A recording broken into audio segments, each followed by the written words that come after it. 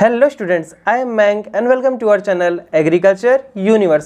सो student, आज का topic है हमारा organic ecosystem and their concept. Okay, तो फर्स्ट ऑफ ऑल देखेंगे डेफिनेशन, ऑर्गेनिक इकोसिस्टम क्या होता है। इसके बाद देखेंगे हम क्या क्या कॉन्सेप्ट है इनके। ओके, तो चलिए वीडियो शुरू करते हैं। Organic ecosystem and their concept. Okay student, first of all यहाँ पे हम लोग देखेंगे ऑर्गेनिक इकोसिस्टम होता क्या है, डेफिनेशन देखेंगे एंड देयर कॉन्सेप्ट, और उनके कॉन्सेप्ट के भी बारे में जानेंगे। चलिए देखते हैं। An organic ecosystem refers to a complex network of interaction among living organism and their physical environment within a specific area. Okay, organic system क्या है, रिफर करते हैं टू ए कॉम्प्लेक्स नेटवर्क। यह कॉम्प्लेक्स नेटवर्क है of interaction. किसका interaction हो रहा है? Among living organism and their physical environment, यानी कि जो लिविंग ऑर्गेनिज्म है और उनके जो फिजिकल इन्वायरमेंट है जहाँ पे वो रह रहे हैं, वातावरण, within a specific area, किसी पर्टिकुलर स्पेसिफिक एरिया में, यही हमारा organic ecosystem. Okay, the concept of an organic ecosystem encompasses various component such as plant. यहाँ पे बताया जा रहा है कि जो कॉन्सेप्ट है हमारा इकोसिस्टम का, ऐसे बहुत सारी चीज़ें आपके कंपोनेंट जुड़े होते हैं, जैसे कि प्लांट्स हो गया, animals, micro organism, soil, water, air and climate, all interacting and influencing each other in A dynamic balance. और ये सभी जितने हैं यह एक दूसरे से इंटरेक्ट करते हैं, इन्फ्लुएंस करते हैं, उतार चढ़ाव जो भी होता है यह एक दूसरे पे इंटरेक्ट करते हैं। ओके, चलिए देखते हैं फर्स्ट कॉन्सेप्ट हमारा। Key concept related to organic ecosystem include. यहाँ पर जितने भी आपके की कॉन्सेप्ट हैं रिलेटेड टू ऑर्गेनिक इकोसिस्टम, यहाँ पर हम लोग देखेंगे। फर्स्ट हमारा इसमें student biotic and abiotic factor. Okay, biotic factors include living organism like plant, animal, fungi and bacteria. Okay, biotic factor में कौन कौन से आते हैं आपके? लिविंग ऑर्गेनिज्म आते हैं, जैसे कि हो गए प्लांट्स हो गए, एनिमल हो गए, फंजाई हो गया एंड बैक्टीरिया हो गया। Well abiotic factor include non living components like sunlight, temperature, water, soil and nutrients. जबकि जो नॉन लिविंग आपके फैक्टर्स हैं इसमें कौन कौन से आते हैं? आपके नॉन लिविंग कंपोनेंट आते हैं जो है जैसे सनलाइट हो गया, टेम्परेचर हो गया, वाटर हो गया, सॉयल हो गया एंड न्यूट्रिएंट्स हो गए। Both biotic and abiotic factor interact to shape the ecosystem. और यह दोनों जो बायोटिक एंड एबायोटिक फैक्टर हैं यह एक शेप देते हैं, एक ढांचा देते हैं, एक आकार देते हैं हमारे इकोसिस्टम को। यही है हमारा key concept. Okay, biotic and abiotic factor, that's clear. चलिए देखते हैं नेक्स्ट सेकेंड पॉइंट। सेकेंड हमारा student energy flow. Okay, organic ecosystem rely on the flow of energy through trophic level. Okay, starting with primary producer plants that convert sunlight into chemical energy through photosynthesis. Okay, अब देखिए यहाँ पे बताया जा रहा है कि एनर्जी फ्लो यह भी एक तरीके से मेन रोल प्ले करता है हमारे इकोसिस्टम में। Organic ecosystem rely on the flow of energy through trophic level.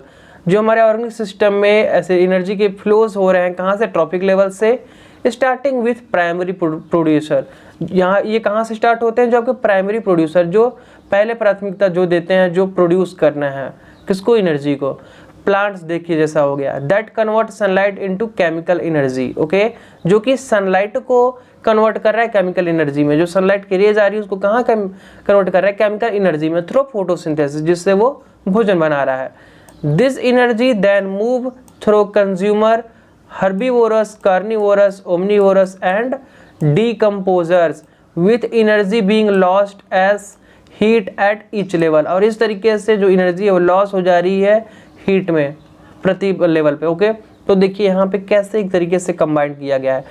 हमारा जो सन है, हमारे जो सूर्य है वो क्या है? नॉन लिविंग है। ठीक है, अभी हम लोग इसके पहले पढ़े हैं एबायोटिक फैक्टर में।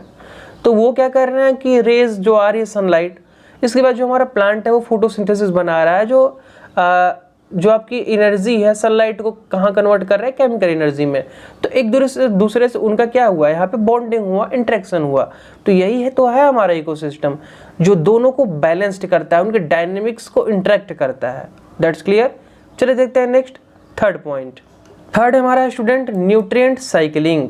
Okay, nutrients such as carbon, nitrogen, phosphorus and other cycle through organic ecosystem via process like decomposition, nutrient uptake by plants, consumption by animal and release back into the environment through waste and decomposition। अब देखिए हम बताया गया nutrient cycling, okay, यानी कि जो पोषक तत्व हैं वो कैसे साइकिलिंग कर रहे हैं।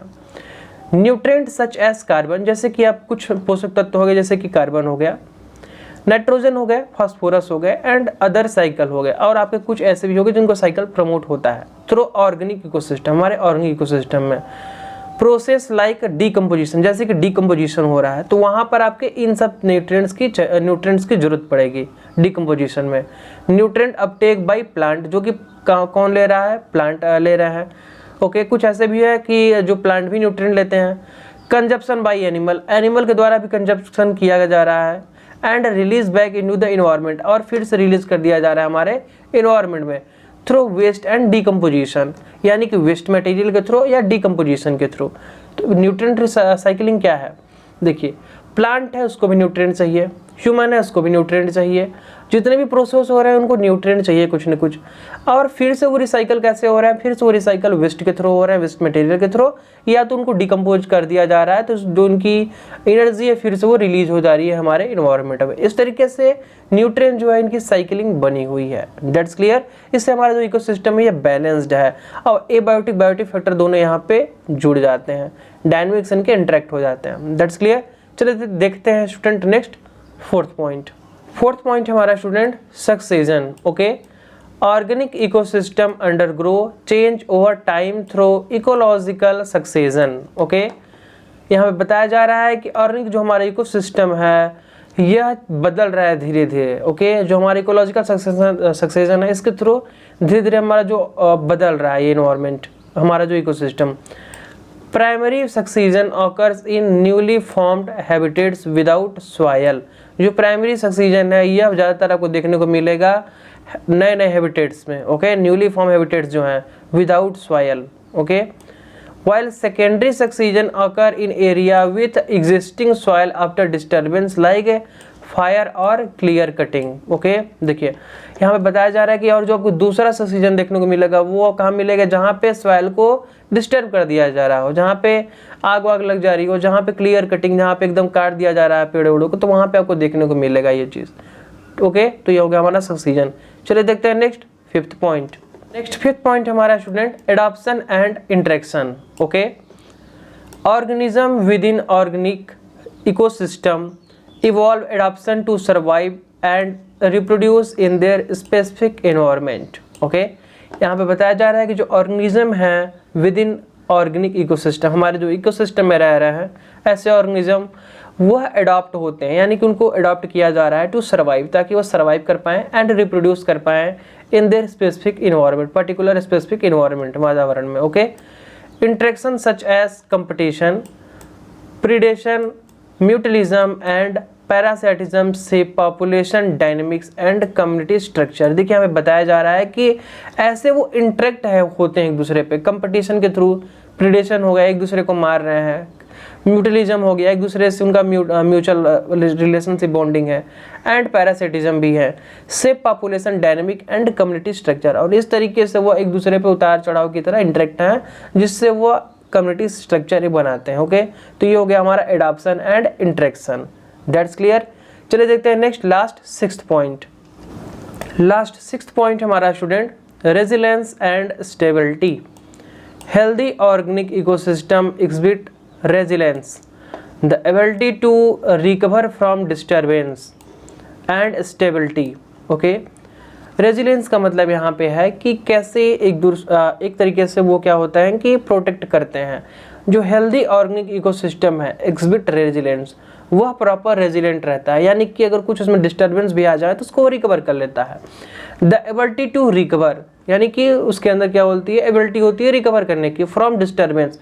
अगर कुछ वहाँ पे डिस्टर्बेंस हो जा रहा है एंड स्टेबिलिटी अगर कुछ नहीं है तो उसको क्या करेंगे, फिर से रिकवर कर लेंगे, रेजिलेंट कर लेंगे, okay. Maintaining their structure and function over time, और टाइम के हिसाब से वो अपने स्ट्रक्चर को मेंटेन करते रहेंगे और अपने फंक्शन को भी, okay. Biodiversity play crucial role in enhancing ecosystem resilience and stability. और जो हमारी विभिन्नता है इस तरीके से वह इन्हेंस करेंगे, इकोसिस्टम को बढ़ावा देंगे, रेजिलिएंट करेंगे यानी कि रिकवर कर लेंगे जो भी चीज़ डिस्टर्बेंस है या तो जो चीज़ अनस्टॉपेबल हैं, अनस्टेबल हैं तो उनको क्या करेंगे, वो स्टेबल कर लेंगे। एंड स्टेबिलिटी, वो स्थिरता किए रहेंगे।